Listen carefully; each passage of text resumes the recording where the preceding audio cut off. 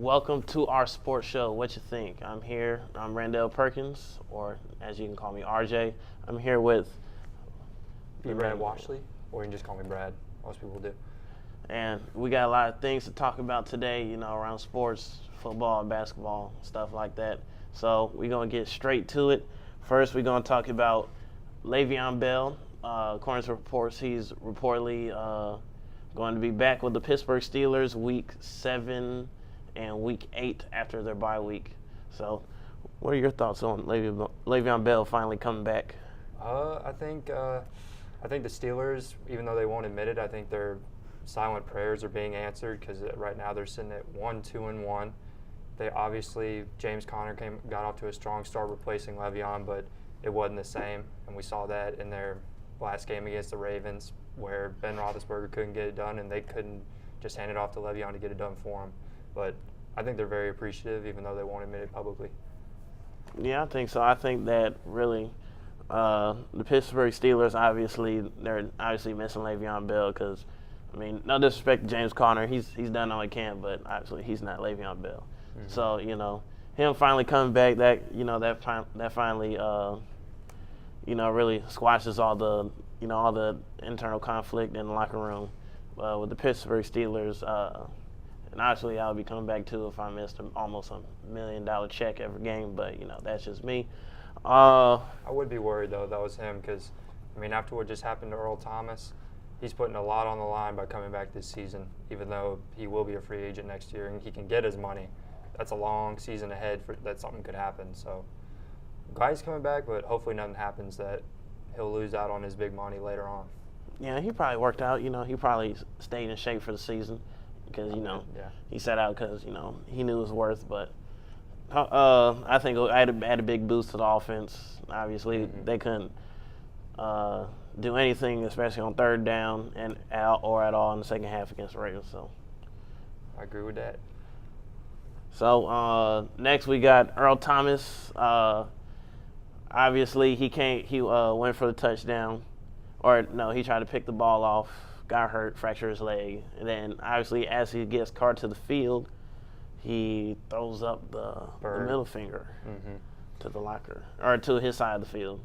So I was watching that part of the game and towards later on, and you kind of feel for it because similarly with Le'Veon, like these guys, especially football, they spend every ounce of the week getting ready for Sunday.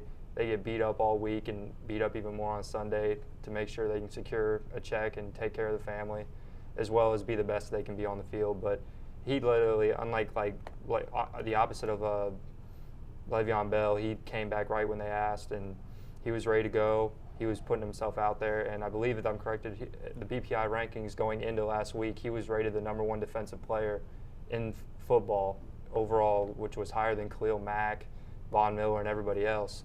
So for him to be out there and then this happens, it's an unfortunate loss for the Seahawks and maybe for Earl Thomas's pocketbook down the line, unfortunately.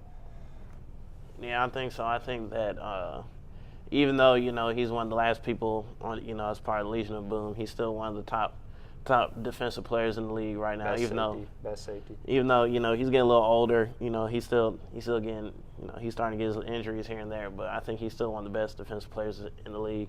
To be honest, I really don't, I can't really find an excuse for him. I should say, there's really no excuse, to really, throw the middle finger on for your own team. That part, I think he was just in that moment. He was just like, he put his own personal gain aside to come back and make sure that he could help this team win, and he felt like karma bit him in the butt. But I agree with you. I wouldn't have. Last thing I would have done cardio off the field is look over at my bench and done that. But I can get where he's coming from. He put his own personal gain aside and came back and ended up possibly costing himself more down the line. Yeah, well, which he did because he easily could have, asked. Well, then he demanded to get traded. He either said pay me or trade me, and the Seahawks weren't fetching on it. And Earl Thomas said, fine, if you're not going to do that, I'll just come out. Refusing to let his team go in without him. He came in, did what he had to do, and basically he suffered for being there for the team, which is unfortunate to see. Okay. Well, that's no excuse to be throwing the middle finger at nobody, but that's just me personally. Well, back to college football. As we know, for most people that do not know, Kelly Bryant, after he was demoted to starter by true freshman Trevor Lawrence, he decided that right after that he was going to transfer to a different school, and he didn't report at all to the team during their last game. He wasn't with the team at all. He didn't travel with the team. Many people question whether he's even enrolled in school, which, he probably is, but he's probably not with the team at all. But my thoughts on it about, him transferring, to be honest, I really don't blame him because he's really, as a quarterback, being a senior, really, he really did what he was supposed to do as a quarterback at Clemson, and then to just, lose your starting job to a true freshman. Well, Trevor Lawrence, he is good by far, but I think that really doing what you do, doing what you can, doing what you're supposed to do to the team, and still being demoted, that's obviously a punch in the face. I think that I don't blame him at all, the transfer at all. So. And I agree for the most part. When he was a starter for two straight years. Yeah. And then they've been to the college playoffs 2 years in a row since Deshaun Watson's departure, and he's done nothing but play good football. And then a new young freshman comes in and looks halfway decent, and they just decide that. Because literally, if you watch the Clemson games, Trevor Lawrence is impressive, and he's going to be something special down the line, and already is. But there's no reason just to immediately take out someone that can do the exact same, better, and more. Because Trevor Lawrence, even though he has, for being as young as he is, he has a good, accurate arm. But Kelly Bryant's got the same level of accuracy, if not better. He's been through it all already. He's been to one of the main concerns I had was I wasn't really if you lose out in a starting job competition, it happens. The coaches have to do what they think is best. But the fact is that when you get later down the season, and like against the rivalry game against Syracuse, how close that was. When you get into those rivalry games, and then if Clemson makes the Final Four, most freshmen aren't ready to go into something like that. That's one of the big things I was worried about. But we won't see until if Clemson makes the Final Four, because we don't know how Lawrence will hold up going down the line. And I also think it made I think the game against Syracuse, it made Kelly Bryant look a lot better, because you think about it, the backup came in after Trevor Lawrence, who wasn't Kelly Bryant. I believe was it Bryce? Some Bryce. Bryce came in after the second quarter when he got hurt, and basically kept the game in check.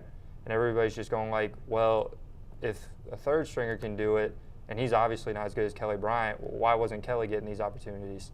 But, we won't know from here. And from what I know, there are a handful of schools that are in the running to go after Kelly Bryant, but we won't know probably for another couple weeks. Yeah, but I was thinking the same thing, too.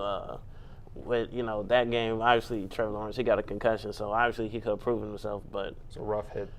Obviously it's too late. He already decided he was going to transfer. Another freshman mistake. It was self-inflicted, because if you look at the angle he took, he could have just went right off to the sideline and just took in the yards and protected himself. But he tried to come back in, and as a freshman, you got to understand, especially with the frame he has, you don't stay in bounds and take a direct hit from a linebacker. It was a freshman mistake, and I'm pretty sure he will learn not to do it again. But I'm really curious to see where he ends up. Yeah, but I wish Kelly Bryant well. Whatever school he decides to go to, I think he should deserve to start with all the work he's put in at Clemson. I think he's deserving to be a starter wherever he goes. So if you got one pick, where do you think he ends up? I don't even know, to be honest with you. Probably somewhere out west. That's what I would say. Some school out west, maybe. You don't think he wants to stay in the ACC? Maybe a little comeback at Clemson? He could, but I think if he comes back to Clemson, I think that maybe it might be too much for him, maybe emotionally. So I think if he maybe a fresh start, he might do a fresh start. He might go to a completely different school, just for a fresh start.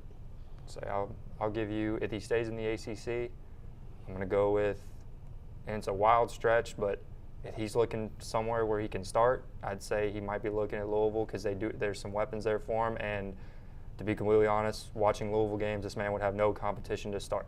So, and if he stays away from the ACC, I'm going to say Auburn because they could really use his skill in that triple option and then throwing the ball too because he knows he's got a good arm.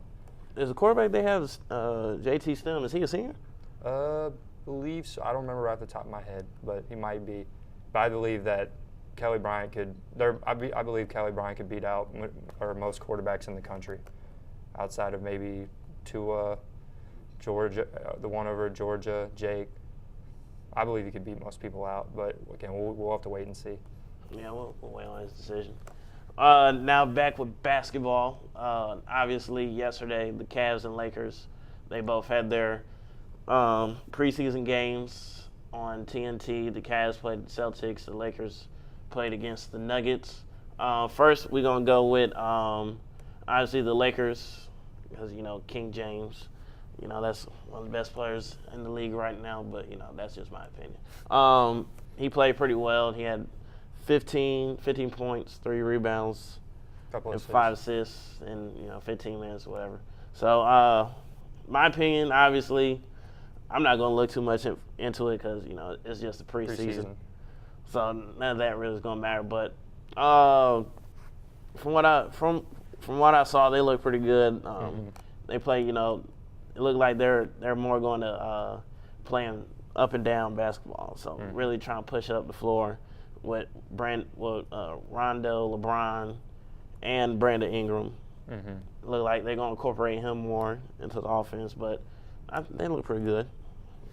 I thought in the beginning, I thought they were a little shaky. A couple positional plays that weren't made, like the one I think early in the first quarter, the lob to JaVale McGee that ended up going out of bounds, turnover. But stuff like that. It's the preseason. You're getting stuff worked out, and even as it'll take a little bit into the regular season to figure stuff like that out. I think it's going to be exciting. In spurts, you saw showtime, fast-paced action, and I'm not expecting to see much. We really won't be able to tell as far as what we'll fully see from LeBron till the regular season. But I'll tell you, my favorite two things from last night are the Lakers part were Brandon Ingram, because he's looking like he's ready to step into that role as, if you say, not the side, but the 1B to LeBron's A. Because obviously he's not going to be able to do it on his own, and I'm starting to see him really step into what he's supposed to be. Rondo, I wasn't sure exactly when the idea that Rondo plus LeBron would come together, being how Rondo can be a bit of a hassle to play with, as we heard from past teammates and coaches. I didn't know how that would go along, but it's looking like it's going to be a great marriage. As they both got incredibly high basketball IQs, and I was very impressed with what I saw. I was also impressed from what I saw from the Nuggets. They look like they've got a wide array of offensive weaponry, and that's without their top draft pick in Porter, and Isaiah Thomas obviously still fighting some injuries. Fighting injuries, please. That's what they told me. I'm just telling you what I was heard. Man can hoop. Come on, don't take that away. He's 5'9". He's a 5'9" killer. No, he can, but he got attitude problems. You just want to be loved, man. We all want to be loved. You want to get in that love in the Cavs, I know that. That's why he's a Nugget. That's all. Now we got the Cavs. Obviously, LeBron left.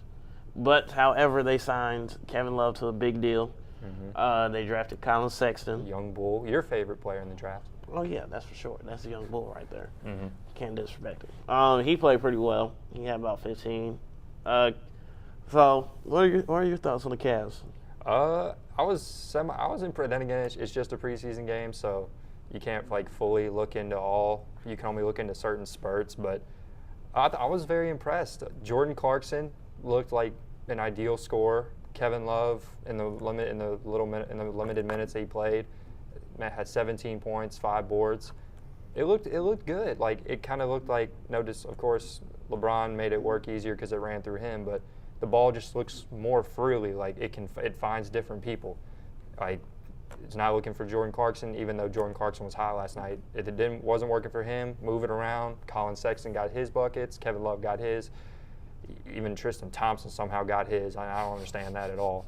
The Kardashian curse is off him right now, so that's probably why. He'll drop back to earth. It's just the preseason. But it looked good. The Celtics, I think they're just like the Lakers kind of, maybe not as severe, but they're still trying to figure it out also. I mean, you think about it, Jason Tatum, he didn't really arrive into the NBA until after Kyrie and Gordon Hayward had already gone down. Yeah. So you're trying to mix in the season Tatum came off with, Jaylen Brown's breakout season, Terry Rozier broke out last year with Kyrie down.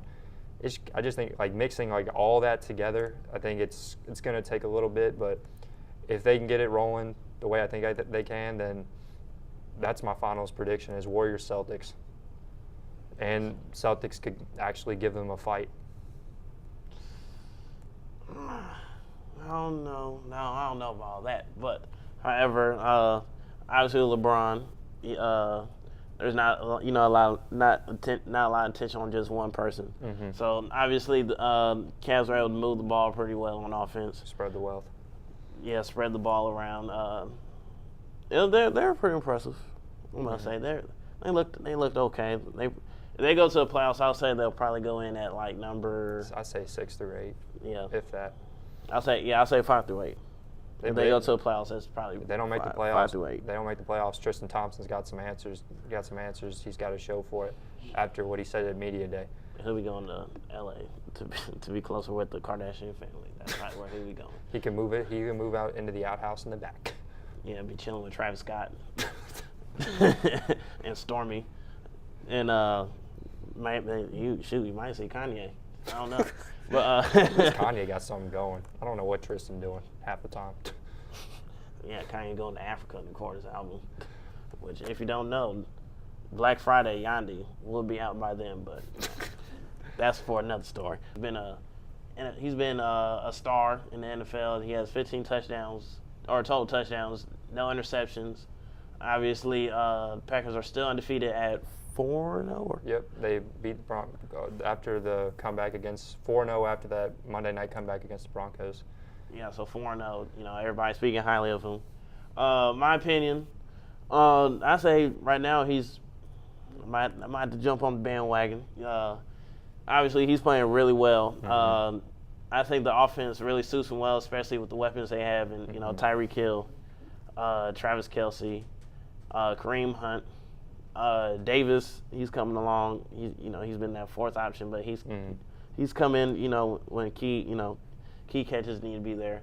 Right now, he's doing pretty well for himself. He played that second half. He played really, really well, especially the left-handed throw. That was beautiful. That was really impressive. Dang, this man throws a left-handed ball better than most people can throw it dominant-handed. Yeah, because obviously, going down two on a third down play or fourth down play? Third down play, crucial play. That was pretty impressive. What he did. He really that basically that one play was really collective. What he has done so far through 4 weeks of football. So. Mm-hmm. I agree. I think so far this season he's my league MVP through a quarter of the season, just because the fashion in which he's doing it, like with the offensive weapons he has and the minimum of mistakes. Of course, there's incomplete passes, but there's 0 interceptions through 4 games and all those total touchdowns. Again, you spoke about the weapons. Kareem Hunt, who came onto the league scene last year as a rookie, he can do it all. He can catch the ball, run the ball. Kareem Hunt can do it all, or take it from the punt return, kick return, passing touchdowns, running touchdowns. I think he definitely stepped into the right offense, even though I still think Alex Smith. I don't think Alex Smith is anywhere by any means a lesser quarterback, but they definitely made a better choice going with him and his big arm. And I wish him best of luck the rest of the season, because I'm looking this dude's he might be next up. Yeah, hopefully he can keep it up through the whole year. But always comes the sophomore slump. But whichever year he is, looks better than a lot of other quarterbacks. But again, we got to see it all the way down the stretch. So we'll find out as it gets deeper, especially postseason time, because that's when younger quarterbacks can tend to drift and fade when the game gets tighter and slow. Yeah, but I think he's probably going to have to play that way the whole season, really, because their defense is suspect. Yeah, it's not really strong. It's pretty vulnerable. From DN to secondary. If you kind of want to make the argument, the reason that he has to put up the numbers for them to get away from some of these games, like against the Steelers, he had to win the shootout or they would have lost. Yeah, and then even with last Monday, the Broncos, if he didn't play like that, they definitely would have lost. It was a great fourth quarter comeback. Yeah, so it was good. He's pretty good. He's very good. He talks funny, but that doesn't mean he can't play. That's true. Well, there we have it. That's all the topics we got for you today. It's our sports show, What You Think, with me, RJ. And I'm B-Rad. And thanks for joining us. We'll see you next time.